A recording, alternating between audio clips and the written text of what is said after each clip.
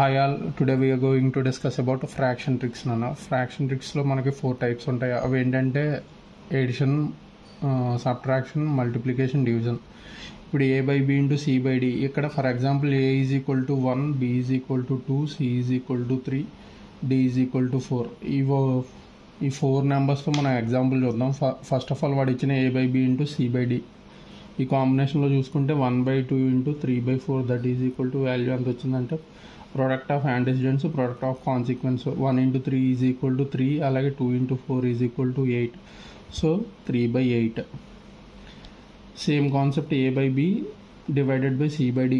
ఇక్కడ ఏమవుతుందంటే 1/2 divided by 3/4. So దీన్ని ఎలా రాసుకుంటామంటే 1/2 ఇంటూ 4/3 కింద రాసుకుంటాం నాన్న. So the value is 1 into 4, 2 into 3. So that is equal to 4/6ని సింప్లెస్ట్ ఫామ్లో ఎలా రాస్తామంటే 2/3 కింద రాసుకుంటాం నాన్న. అలాగే A by B minus C by D. ఇక్కడ వచ్చే కాంబినేషన్ ఏమవుతుందంటే AD minus BC by BD అవుతుందన్న.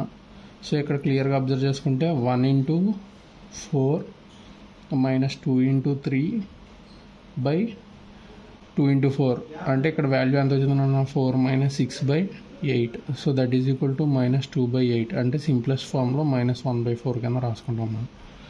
అలాగే 4th స్టేజ్ అన్న ఎడిషన్లో చూస్తే A by B plus C by డిని ఎలా రాస్తామంటేనన్నా A D plus B C by B D కింద రాస్తాం.